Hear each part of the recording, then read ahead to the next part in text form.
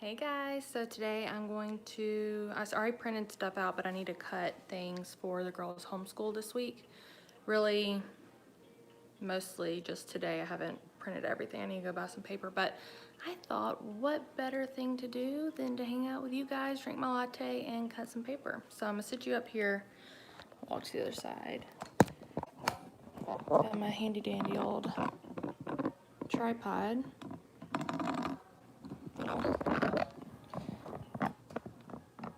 Good. Should be able to see me. Okay.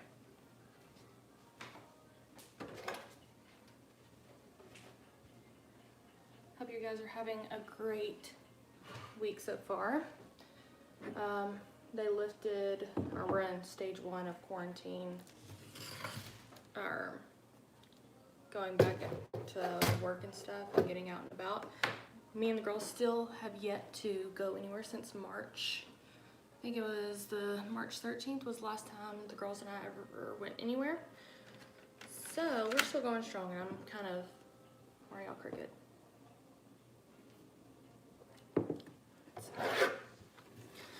I can reach you, There we go. And I actually took probably the whole quarantine off of like traditional schooling, having set things for the girls and making them do it every day. So today's the first day back. I'm using Miss Plemons kindergarten. We have several curriculums, but I feel like this is the one that actually got the girls into, mostly Parker, got her really interested in using her fine motor skills and her gross motor skills, and yeah. So it's a themed base curriculum type. For Tot School, I think it's $5 to $7 a week, or you can pay $100 for a year's worth of themes. Preschool is what I got for Parker, and Elliot's doing the Tot School. I'd already bought the Tot School a while ago. Anyway, the preschool is more. It's like $8 a week, which is what I'm doing just to make sure that the girls are into it. But here's one of the sheets. Parker's gonna practice her name. We're doing about the body, and so Elliot, my youngest, she's about to be 2, in like a week and a half. I could cry. But anyway, this is mostly just to like introduce her to her name. So just have this little sheet with her name in it. She can color that. And we're gonna talk about emotion. So we're gonna get some Play-Doh, and they can make whatever emotion that they want to up here. Also printed one of these off of Parker so she can like pull little bits of paper and glue it to here. There's this thing as well where she has to color whatever it says the color is over here, and whatever number is assigned to the color is what she has to count the dots to color that. We'll see how she does. And this one is where kind of the skeleton system comes in for her, because we're going to be using Q-tips, and it's going to look like little bones that she has to trace her name out after she puts her name in order. And I found, if you struggle with your kids doing some work, is printing some off for you.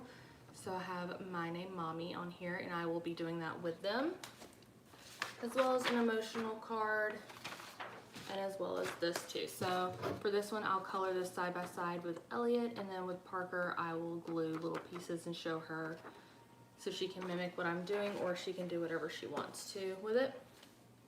But from the Timberdoodle curriculum, I'm going to introduce this today.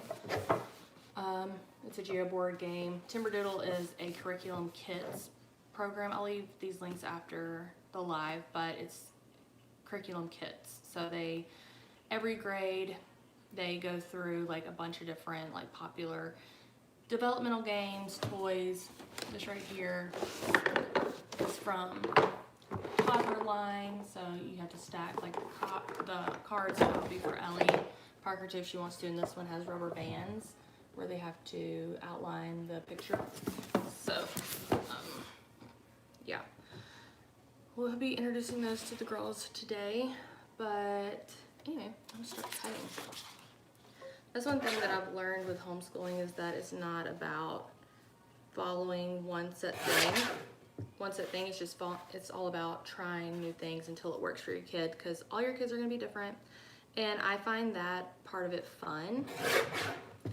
I'm I'm not really good at maintaining things, but creating a whole new thing or figuring something out, trying to like figure out a puzzle, what's gonna work for the girls, I really thrive on. So this is right up my alley. So pretty much Garrett came to me and was like, look, I really want the girls to get back in homeschool, into the stuff that, like, I really want you to think about the things that they really enjoyed, because I've kind of just like put it in on the back burner because Parker has been struggling with the new schedule of Garrett being here all the time because she's not used to it, and she knows there's something different, something is going on. And so I didn't want to overwhelm her more with a negative experience with schooling. Even though that would have been like the one source of like normal, it still just wasn't working.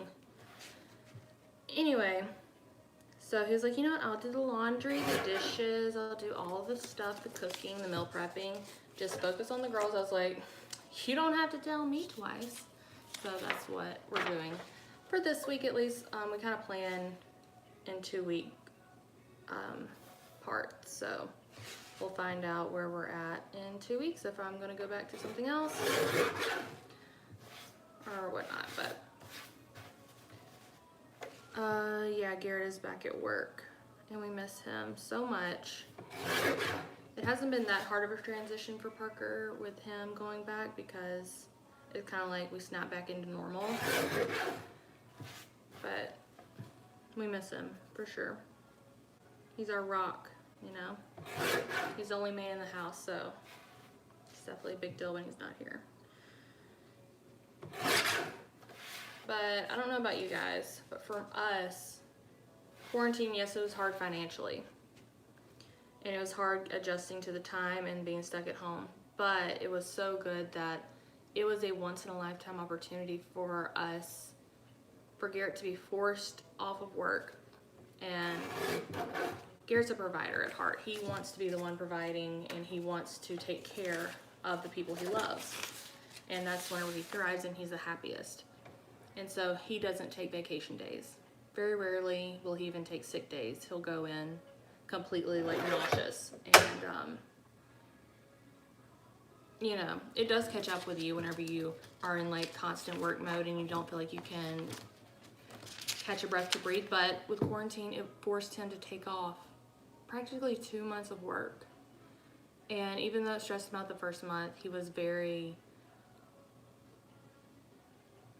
he finally relaxed where we could all connect again and deal with some things that we hadn't dealt with in a very long time. And it was such a huge blessing. It was such a huge thing for us, and I'm so happy that we were able to have that. So I know all this, like, just finding the silver lining is pretty much what I'm saying. Yes, it was hard in other ways, but it was such a beautiful thing in that way that, you know, whatever other time was he ever going to take off even a week where, you know, we could be together. So that's that. I hope you guys are doing well. See if I missed anything. I can't really see you guys. You're kind of far away. So let's see. Sounds just like my husband. Yeah. It's hard, you know, because you want to spend. I'm someone, my love language is time spent, and his is acts of service. So learning to accept the way each person like receives love and wants love, but it's hard for sure. I'm very grateful that we got that time together. But so what I'm doing, getting this stuff situated, we started watching, I think Bubble Guppies has a really good video on the body and the skeleton and talking stuff like that. Storybots is a really good thing. These are, you can find on YouTube, and you can show your kids that stuff. So that's what I like to do. I like to take videos from YouTube because Parker is such a visual person. I like to take stuff from this Tot School or Miss Plemons Elementary, Miss Plemons Kindergarten, Lord. Her curriculum, I like different things from Timberdoodle, and I just like to pick and grab and just like create something on my own that I know my girls are gonna like We also are doing like a Montessori style homeschool thing where we have a cubby system, 2 cubby systems in the playroom. I guess I can take you in a second. And each cubby has 1 activity. And then I have a drawer system in our homeschool closet where each drawer has 1 activity. So if I'm not wanting to do all this stuff, or if I'm looking for something quick to sit in front of them at breakfast, lunch, or dinner when we're sitting at this table, then I pull from there, and I have 1 activity Parker, 1 activity for Elliot, and they kind of go together, like lacing. Ellie has these giant beads that have these big holes with a wooden peg and a large string that she has to do. And Parker has like a little animal shaped card with a shoelace that she has to feed through these tiny holes. So just going, you know, advanced level stuff. But one question I get a lot is, oh my gosh, you have so much stuff. Like, how do you... Parker's 5. Every single birthday since we found out that she might have autism at 2.5, we started buying only educational toys for birthdays and for Christmas. Easter, all those things. We use those opportunities. If we're going to buy something for the girls, it's going to be educational. 90% of the time it's a Melissa and Doug product, which those are all fun and educational things. So we've geared up. Timberdoodle, you get a massive amount of curriculum, games, activities for that age group or whatever level your kid's at. The Tot School one is like in the 500s. Pre-K, however, was almost $1,000, which just blows my mind. I probably won't do Timberdoodle again, just because that was just like crazy amount and so many workbooks for that age group. I just feel like it was a waste. 1 workbook would have sufficed to, you know, get them into liking workbooks, but not like 10 workbooks that were quite sizable. So the other thing I'm doing, whenever we started doing therapy with Parker at 2.5, we got this potty training guide. This was right before we moved back to where we are now from when we lived in the modular home, and I haven't looked at it since. So that was when she was 2.5. She's about to be 5. Missed a comment, let's see. Sorry guys. My kids are 15, 13. My son has high functioning autism. It's weird because, wait, your comment keeps going away. It's weird. Both my kids did great with working on schoolwork from home and don't miss socializing. Yeah, a lot of people are starting to realize that homeschooling is not that bad. And it's all about how your kids learn. And so Parker's more of a visual learner. And, I'm like, I just skipped to the very end. So high functioning autism, how long did, when was he diagnosed? Was it your son or your daughter? Yeah, the socializing aspect, I wish that I could have been homeschooled looking back. I think I would have thrived more instead of being constantly, you know, thinking about, oh my God, does she like me? Does he like me? Am I sitting weird in my chair? Like thinking of all these other things, like self-conscious stuff instead of focusing on school. And so I suffered with bad grades because I was so in my head and so anxious. It was my son, and he was diagnosed in kindergarten. That's what, Parker wasn't diagnosed till she was 4. We started learning more about it 2.5. Gosh, I need to do a video talking about that because I feel like I haven't connected with any really, maybe like 2 or 3 moms or dads that have kids with autism, and I really want to meet more people on here.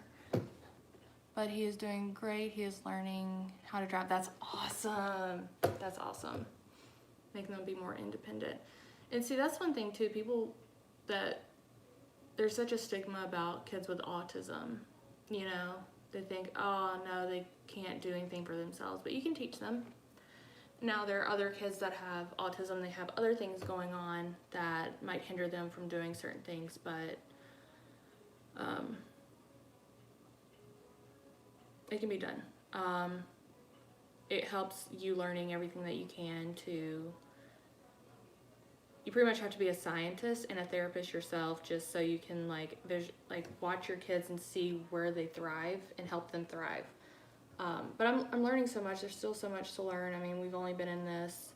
Parker's only had her diagnosis not even a full year yet, even though we've been doing therapy since she was 2.5. So I wish people understand it's such a wide spectrum and all. Cause yes, seriously, people just hear the word autism and they instantly think mentally incapable of doing anything, and that's not the case. They just think differently, and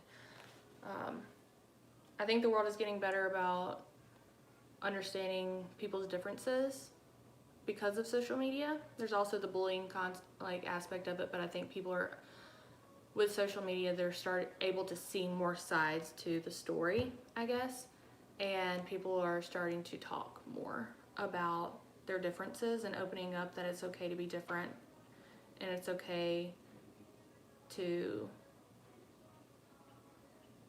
talk about your mental health, and I think that's huge. I do want to bring that more on here so I can connect with more of you guys. I definitely want to connect with you, talk to you more about this stuff.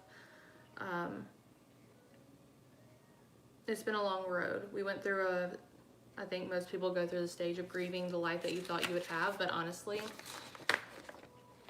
you're never going to have the life for your kids that you want anyway. It's kind of up to them to make their own decisions, and you can't create the life that you want them to have 100%.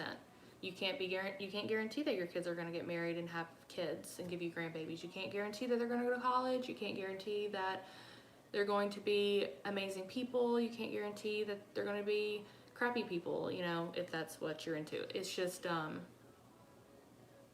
getting to that point that life is going to be what life's going to be, and you just make the most of every single day and learn to appreciate everything. You really start living, and I've learned that, and it's been huge for me. Like, I've known that, but actually accepting it and living it is a completely different thing. Speaking of which, the one thing that I look forward to that I really appreciate is my latte every single morning and after lunch. It's my heart. It just makes me so happy. I really appreciate it. Let's see, what else do I have here? So we took a potty training for special needs class for free from the first therapy center that we went to when we first started doing all this, the whole beginning journey. And it's been sitting in this little envelope, manila envelope, since then. So 3 years, almost. So I'm gonna go through it today. There's some things that she made me highlight, different things here, because Parker still is not fully potty trained. She has a thing with, she's sensory processing disorder as well. So the act of sitting on something that hard with a hole missing out of it in the middle is very disorienting for her and scary. So finally we got her a few months ago to sit on a little potty. Finally found one that she likes. We've bought countless potties for her, and she's really tall, so it's hard to find one for a bigger kid. And she will go to the bathroom in that one. But I want to start transitioning her into the big girl potty, like the actual toilet, and maybe pushing the smaller toilet in there with that and getting her used to the flushing sound and stuff like that. So I'm gonna go through here, and also Elliot has been waking up with a dry diaper, so I might try to get her into it as well. But it talks, and I'll share this with you guys at another time after I look through it. But there's the intensive method, like there's different methods in here, and this is from an actual speech therapist and an occupational therapist. And yeah, it's been in boxes, and we finally unboxed it, and I saw it, and I was like, oh my god, I forgot about this thing. So I'm gonna go through that and get some more things laid out for the girls and get their drawers. Let me go ahead and get the drawers so y'all can kind of see what I mean by Montessori drawers. Now I'll take you guys with me. See if I can flip you around. So it's kind of dirty in here, but this is the playroom. Here is, which is messy from yesterday, the girls playing, but one activity per. This one has two because Ellie put it there. But Then over here, 1 activity per space in its own containers. So I was looking for nail polish. I've had this, that's another story. Nail polish kit, if you've been with me since the beauty days, I had a lot. So this is the ever so beautiful, messy closet, but these are my drawers. Let's see, I like that one. Well, this one has like 1 activity. I haven't cleaned it, but here's Parker's 1 activity. She has to build this with these blocks today. Elliot has this little puzzle to do today, so I will take these out somehow. Have these for them, and I just have these sitting for them to do independently when they want to. If I'm teaching the other one something, then they're just sitting here on the table. They can grab it and go. But all right, let me flip you guys back around. Hi. And put y'all back in here. So, alrighty, clear off table, because it took us so long, which we haven't had a table since we lived in the modular home. So if you don't know what I'm talking about, we lived in a modular home. I documented a good bit of it, and that's where a good chunk of you guys came from. And we had a table then, but then we moved into an apartment, which didn't have room for a table. And then when we moved here, we got this table, and it took us, I would say 8 months to get everybody to sit at the table.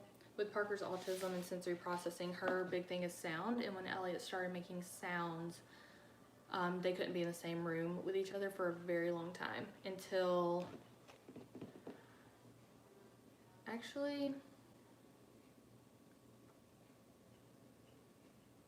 like September of last year, and that's when we first started getting them to sit at this table together for breakfast, lunch, and dinner. It doesn't happen every single day, but when we do, this is where I like to have things so when they're eating, they can have something to do.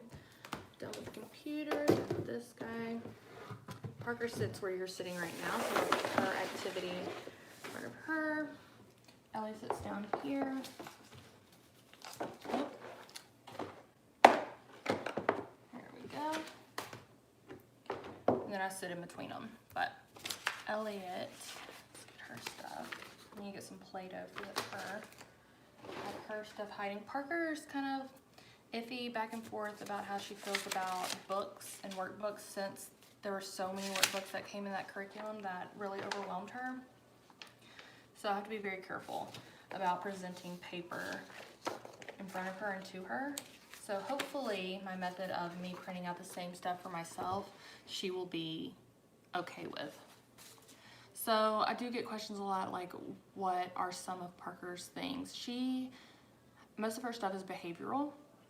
Eye contact, speech. She's not fully communicating right now, or at all.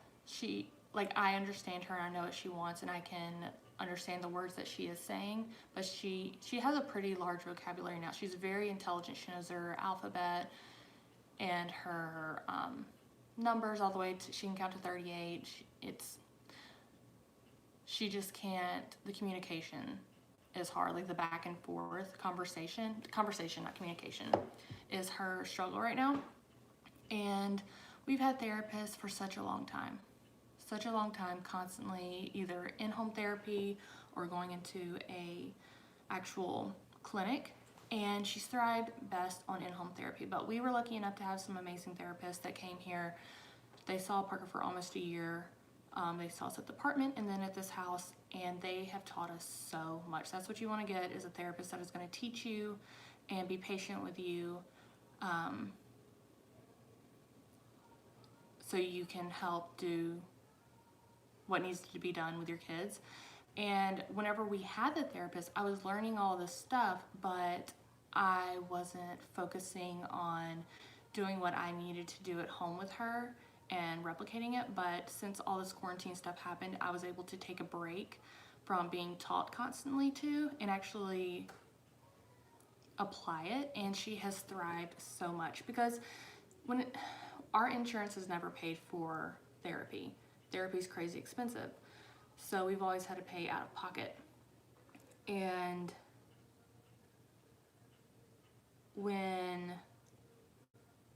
so we were only able to do like once, twice a week at most. And it's just like working out once or twice a week and then doing whatever you want the rest of the time. You're not going to see the results you want.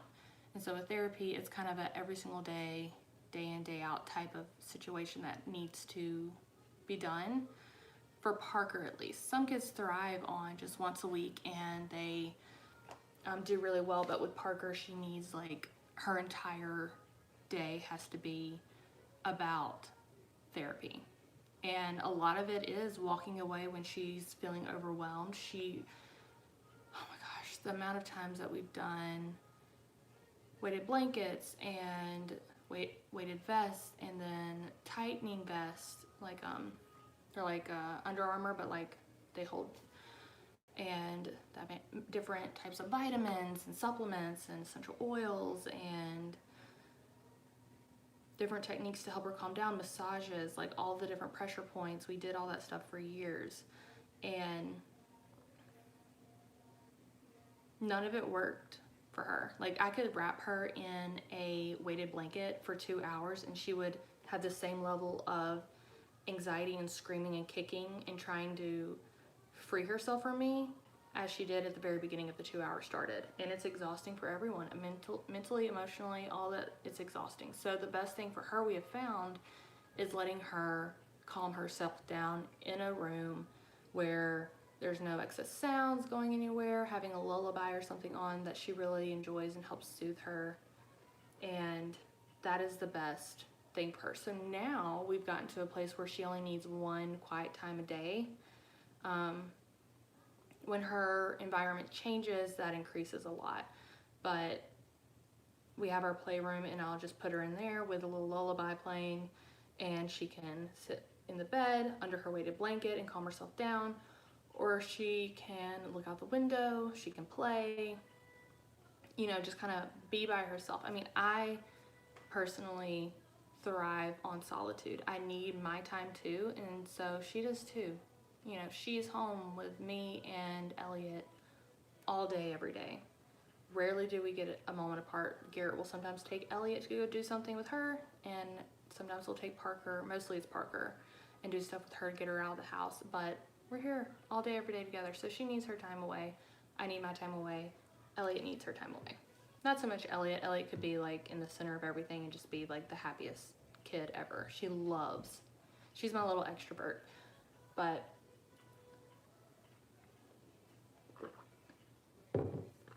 anyway, pretty much right now Parker is scared of books and workbooks. She doesn't want me writing in a notebook.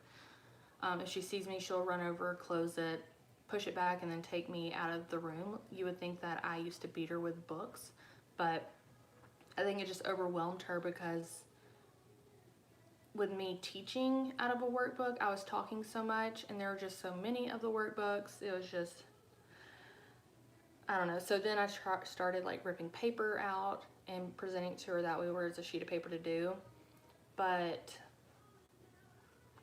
it wasn't working. So pretty much what I think we come to the conclusion, we had just started the process of going to a clinic where she could see like the owner. Like, that's another thing. She does well with young people that don't wear a lot of makeup. She does really well with experienced therapists. We have with so many therapists that were fresh out of school, that weren't full licensed therapists yet, and they put her into huge regressions. They really hurt her because they didn't know when to back off. Parker is very, you can push, but there's a certain point in a certain window where you need to push back because she is very much wants to be in control of every single thing she does. Now, if you treat her the way she needs to be treated, she knows, like, she will work for you as long as you don't push her too hard. And once you push her too hard, you can't get her back. And you have to get a new therapist because she doesn't trust you, that therapist or the facility. And she'll freak out anytime we pull up or near a building that looks like the building, you know, that she went to get that therapy. She also is very smart about knowing how and where like when we're heading in the direction of where the therapy or the building was, she knows. And most of the places are like 30 minutes from our house, so it's a drive, but she knows exactly what turns we're making and where we're going. That's gonna bring her to the therapy place, and she will lose it. Can't tell you how many weeks we spent with her just wanting to be in her car seat during this. It was actually the entire summer after we moved here. She wanted to be, that was her safe place. She wanted to be buckled up in her car seat all day. And so I would give her little increments. We would set a timer. I would have the car on. Have the windows all open, and I'd give her 30 minutes to breathe. I'd go set the timer, try to get her out. If she would, then she'd come in and she'd go sit on the couch under a blanket and hide. That was after a regression of a bad therapy experience that we had with a brand new therapist. So anyways, we were going to go to an owner of a therapy clinic, which is really hard to get with, and then all this stuff happened. So we went to care.com and we found a tutor that teaches music. She teaches some schooling. She's in speech therapy right now. She's worked with kids before, and she'll help with like laundry and stuff like that. And she's not that expensive at all. And she's older. And she has a lot of experience. So that might be the route we're going to be taking this time around, and see if maybe they can get workbooks and stuff like that back into her world. Maybe it being somebody else reading to her. We'll see, but that's the thing. You just try new things, take a break, try new things, take a break, try new things, take a break. And I thrive on that. So it was me and Parker, our match made in heaven. You know, I'm here for it, and I believe that everything happens for a reason. She has changed me in the best way. I appreciate her so much. She has made me strong. She has made me brave. She has made me kind and patient. She has forced me to grow. She has forced me to be the woman that I need to be and that I want to be. And I'm eternally grateful for her. She makes every day interesting, which I get bored so easily. So, you know, things like that. Just finding the silver lining. Like, we're the best team. She calls me her best friend, and I 100% believe that she's my best friend. We're a team, and I'm just so grateful for her. I really am. It has been hard, but life's hard and we can do hard things, you know? So let me see if I missed any comments. Let's see.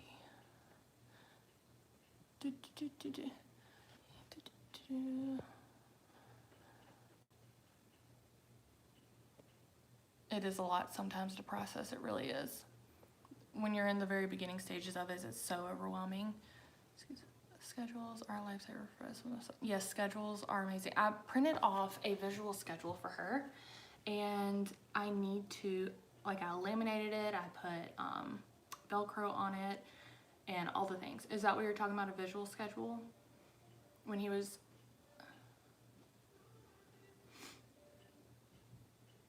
About one off. If y'all have, any of y'all want to get into the homeschooling or just like being, you know, extra activities or whatever for your kids, teachers, paid teachers, they have free ones, but they also have paid stuff from all ages. Baby, like newborn baby, all the way to 12th grade. I'm sure maybe even college. That's awesome. Oh, cool. So that's what I was going to have it on the fridge, and then I didn't have anything firm enough for it to stick to where it didn't peel off. So I need to get back into doing that, because I think you're right, she would really thrive with that. I think it's in a drawer somewhere. Like, I literally did this like 2 months ago before all this happened, and I'm gonna do that today and get that set up. Thank you for reminding me about the schedules. Really appreciate that.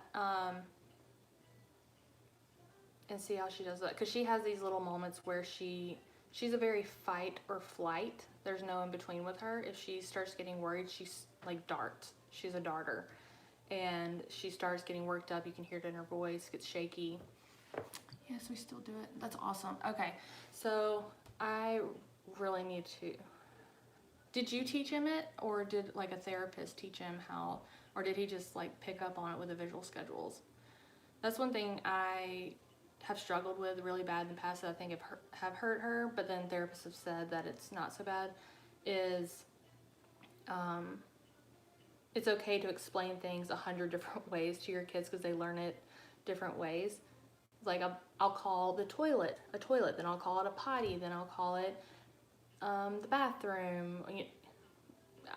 I don't use the word loo, but I use so many different words to describe something, and then I know I'm saying it.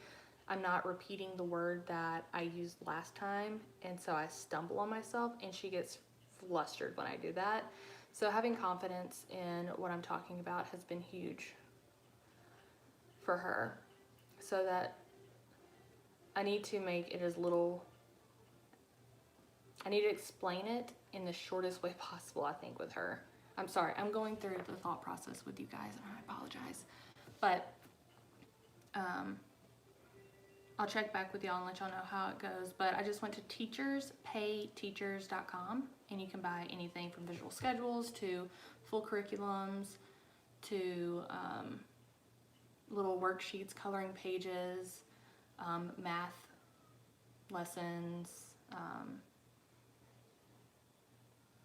calendars, like literally anything and everything any teacher would ever want or need that they can download, they have it on there. And a lot of it's free, some of it's more expensive. Curriculums are usually like $50 to $200 on there. Coloring workbooks are like $1, some $5. When you buy things, you get free money, so you can buy. Thank you, girl. Let's see, Moon Fairy Creations. What's your name? But I would love to follow you back. Moon Fairy Creations. Let me write that down. I probably will not forget that, but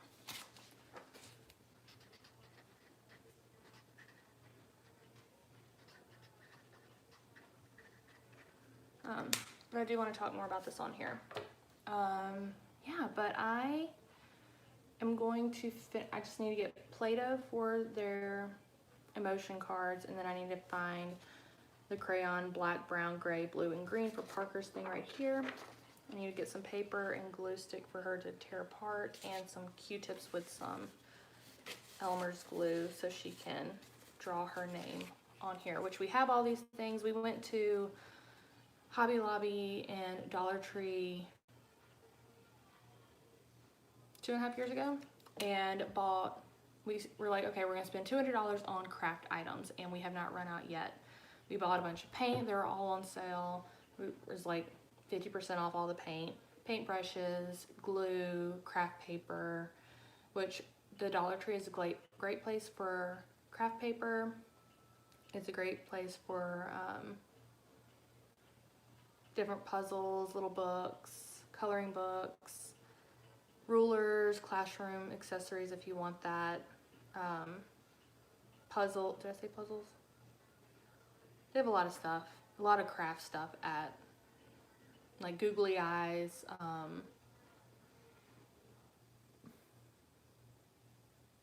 pipe cleaners, bells, beads, wood beads, plastic beads, theme stuff for like all the holidays. They have a ton of craft things there, and you can spend, I think my budget was $5 to $10 for every holiday, and I can go and buy like 5 or 10 things for them to have. So, and they come in packs of 5 and stuff, so it's not like I have to buy multiples for both girls.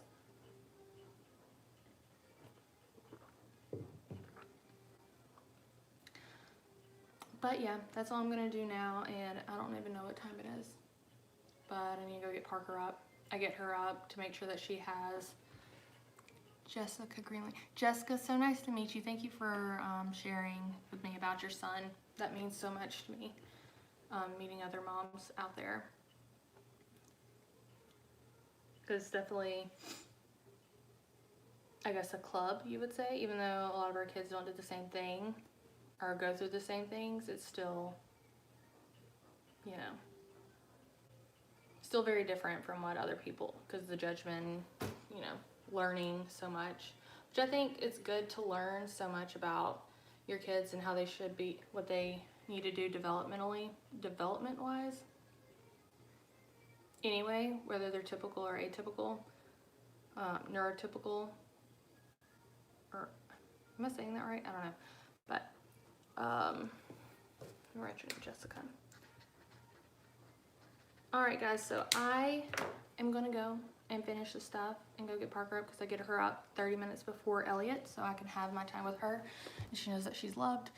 And then we're gonna start our day, but I think it's gonna be a day full of rain, so we might be sitting on the porch a lot today. We'll see. I love you guys, and I'll see y'all next time. I hope y'all have a great rest of your day. I can figure out how to, and a great rest of your week, guys. Hang in there with quarantine. We're gonna be good. We're gonna be okay. I promise.